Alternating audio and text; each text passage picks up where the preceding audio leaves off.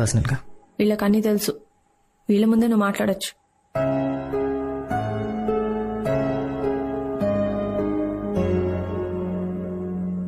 Great. So చెప్పు. ఏం చెప్పాలి? ఏం చెప్పాలా? నాకు ఆన్సర్ కావాలి. ఏం డిసైడ్ చేశావు? ఇంకో 2 రోజుల్లో మన పెళ్లి. అరే అసలు ఏం జరుగుతుంది ఇక్కడ? గోరింటాకు పెట్టుకుంటున్నావు, చీరలు కొంటున్నావు, మంగళసూత్రం.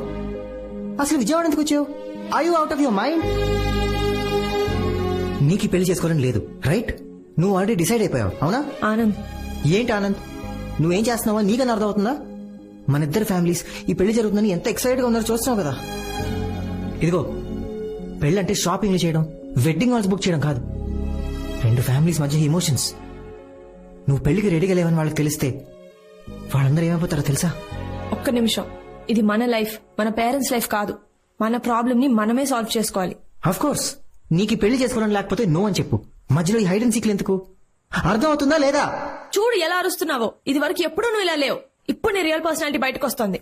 అవును, మనుషులు సిచ్యువేషన్ బట్టి మారుతూ ఉంటారు. ఒక్కోసారి మన కొంతమందితో ప్రేమలో పడతాం. కొన్ని సిచ్యువేషన్స్ లో వాళ్ళ కోసం బతకాలనుకుంటాం, కొన్ని సిచ్యువేషన్స్ లో వాళ్ళ కోసం చావాలనుకుంటాం. We keep changing. అయినా మనుషులు ఏమైనా సాల్ట్ షుగరా ఎప్పుడు ఒకే టేస్ట్ ఉండడానికి? ఇది నీకు అర్థం కాకపోతే నీ తప్పు. నీ తప్పుకి మన పేరెంట్స్ సఫర్ అవడం నాకు ఇష్టం లేదు అక్షర. ఇదిగో, రేపు మన పెళ్లి అంతా జరుగుతూ ఉండగా నాకు ఈ పెళ్లి ఇష్టం లేదు, నేను ఇంకా డిసైడ్ చేసుకోలేదంటే ఏంటి పరిస్థితి? ఆనంద్, ఒక్కసారి నా పొజిషన్ లో ఉండి ఆలోచించు. ఒక అమ్మాయి వాళ్ళ పేరెంట్స్ ని వదిలి పరా ఇంటికి వెళ్ళి ఉండాలంటే ఎలా ఉంటుందో ఆలోచించు.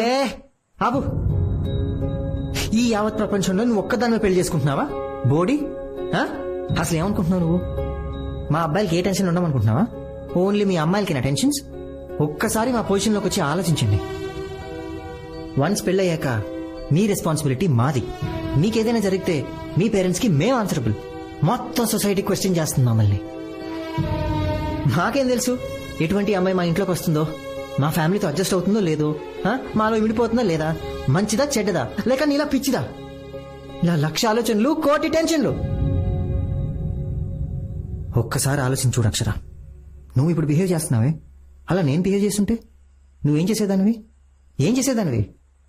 నీ గురించి నువ్వు ఆలోచించుకుంటున్నావు కానీ ఒక్కసారి కళ్ళు మూసుకుని నా గురించి ఆలోచించు. నీకే అర్థమవుతుంది ఇక్కడ గుండెలు ఎలా బద్దలవుతున్నాయో. సరే పోనీ మీ పేరెంట్స్కి చెప్పమంటావా నీకు పెళ్లి ఇష్టం లేదని? ఏంటి భయపడుతున్నావా లేదా ప్రెషరైజ్ చేస్తున్నావా? ప్రెషర్ చేయట్లేదు Akshara. Your behaving like a fool అని చెప్తున్నాను. ప్రతి ఆటకు కొన్ని రూల్స్ ఉంటాయి అక్షర. మనం ఆడే ఆటలో మనిద్దరం పార్ట్నర్స్. మనం ఆడాలని డిసైడ్ అయినప్పుడు కలిసి ఆడాలి. And if you okay decide అయిపోయావన్నమాట.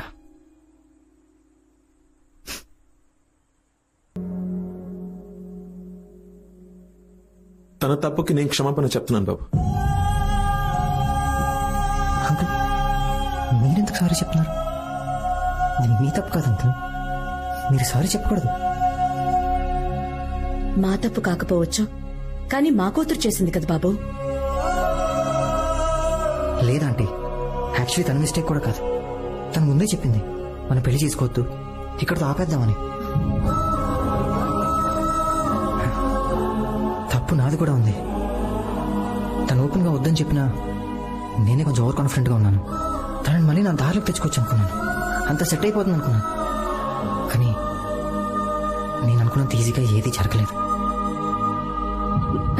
ఏమండి, ఏమైనా మాట్లాడండి. ఏం మాట్లాడమంటావే? మన మనసుకు దగ్గరగా ఉన్న వాళ్ళు దూరం అయిపోతూ ఉంటే ఆ ఫీలింగ్, ఆ బాధ ఎంతమందికి అర్థమవుతుందంటావు? తను ఒక్కడికి తప్ప. అసలేం మాట్లాడుతున్నారండి? అంతా దానిష్టమేనా? అదనుకున్నట్టే జరగాల? అసలు ఎందుకు మనం దాని మాట వినాలి చెప్పండి. ఎందుకంటే మన చుట్టూన్న వాళ్ళు, ఈ సొసైటీ ఏమనుకుంటుంది అది నాకు అనవసరం, నాకు ఇంపార్టెంట్ కాదు. నా కూతురు ఏమనుకుంటుంది అది నాకు ఇంపార్టెంట్. ఆనంద్ తను తీసుకున్న డిసిషన్ తప్పో రైటో నాకు తెలియదు, కానీ తనని మాత్రం నేను ఒంటరిగా వదలలేను. తను తీసుకున్న డిసిషన్ ఏదైనా సరే నేను దానికే రెస్పెక్ట్ ఇస్తాను. ఒకవేళ తనది తప్పైనా నేను తనకే సపోర్ట్ చేస్తాను. నీ తరపున మాత్రం ఒక్క రెస్పాన్సిబిలిటీ నేను తీసుకుంటాను. మీ ఇంటికి వచ్చి మీ తల్లిదండ్రుల్ని క్షమించమని అడుగుతాను. వద్దు అంకుల్, మీరు మా ఇంటికి రావద్దు. మా పేరెంట్స్ని నేనే కన్విన్స్ చేస్తాను. వాళ్ళకి ఎలా చెప్పాలో నేను వాళ్ళకి అలా చెప్తాను. మీరు వెంటనే బయలుదేరి హైదరాబాద్ వెళ్ళిపోండి అంకుల్, ప్లీజ్. ఎందుకంటే ఈ విషయం మా ఇంట్లో తెలిసినా కూడా ఎవ్వరు ఇక్కడికి వచ్చి మీ వైపు వేలు చూపకూడదు అంకుల్. అలా జరిగితే నేను చాలా ఫీల్ అవుతాను, చాలా బాధపడతాను. మీరంతా ఎంతో మంచివాళ్ళు అంకుల్. ప్లీజ్ వెళ్ళిపోండి అంకుల్, ప్లీజ్. అంకుల్ ప్లీజ్, మీరు పెద్దవారు. మీకు విషయం తెలుసా, ఫ్యూచర్లో మా ఇద్దరికి ఒక అమ్మాయి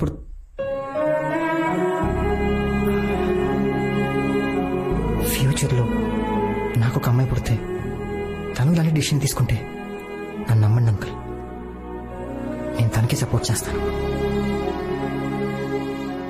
మీరు చెప్పింది కరెక్ట్. పెళ్లి కంటే జీవితమే గొప్పది. కానీ ఒక రిక్వెస్ట్ అంకుల్, నేను ఇక్కడి నుంచి వెళ్ళిన తర్వాత కూడా అక్షరాన్ని ఏమనకండి ప్లీజ్ అంకుల్. నా మాట విను, ఇక్కడి నుంచి వెళ్ళిపో. ఒక్క నిమిషం ఆనంద్.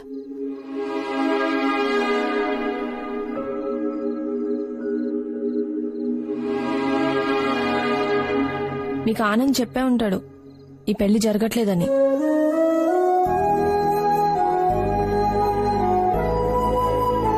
మేము హైదరాబాద్ బయలుదేరే ముందు మీ అందరితో మాట్లాడాలనిపించింది. నాకు సరిగ్గా గుర్తులేదు మా ఎంగేజ్మెంట్ కి ముందో తర్వాతో. నేను ప్రేమించిన ఆనంద్ ఇతను కాదేమో అనిపించింది.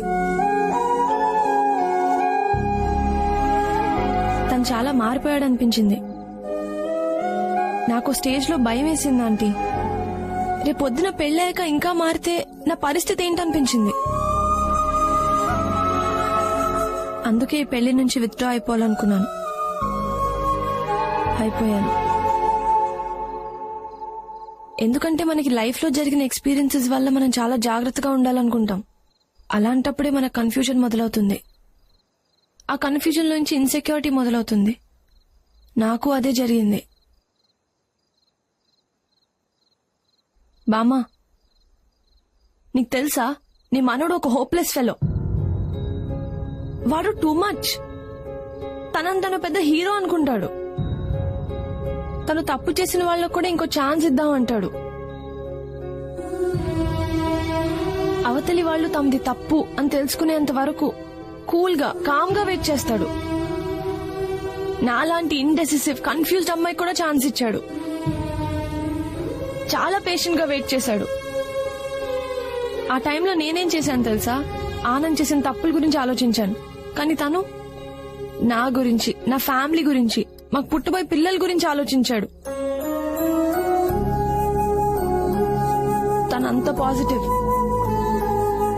నిన్న ఆనంద్ నాతో ఒక మాట అన్నాడు, ఒక్కసారి నా పొజిషన్ లో ఉండి ఆలోచించు అక్షర అని. ఆలోచించాను. ఒక్క నిమిషం కూడా ఉండలేకపోయాను. నా మీద నాకే కోపం వచ్చింది. ఒక తండ్రిగా కూతురికి సపోర్ట్ చెయ్యొచ్చు, అందులో న్యాయం ఉంది. కానీ తనెందుకు నాకు సపోర్ట్ చేశాడు? ఎందుకు నాకు ఛాన్సుల మీద ఛాన్సులు ఇచ్చాడు? నేను ఎంత టార్చర్ పెట్టినా ఎందుకు పేషెంట్ గా భరించాడు? ఆఖరికి నిన్న నా తప్పని తెలిసినా కూడా మా నాన్న దగ్గర నన్నెందుకు సపోర్ట్ చేశాడు?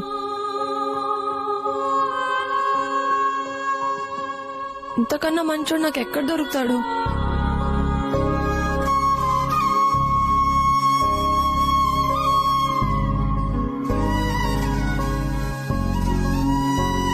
నేనేదన్నా తప్పు చేసినా సగంలో వదిలేసి వెళ్ళిపో. నన్ను గుండెల్లో పెట్టుకొని చూసుకుంటా. నిన్ను చాలా హర్ట్ చేశాను కదా. నువ్వు ఎప్పుడో అన్నట్టు గుర్తు, ఇద్దరి మధ్యన ఇష్టం కుదిరితే వాళ్ళ మధ్యన ఎన్ని గొడవలు వచ్చినా లైట్ తీసుకోవాలని. మన మధ్యన చాలా జరుగుండొచ్చు. లైట్ తీసుకుంటావా ఆనంద్? ప్లీజ్ నన్ను క్షమిస్తావా?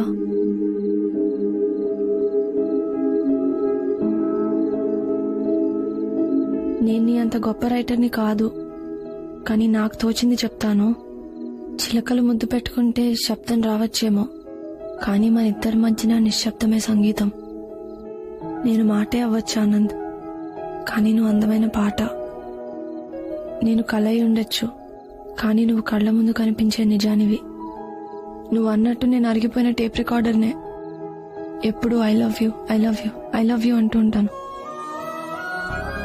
Will you marry me Anand?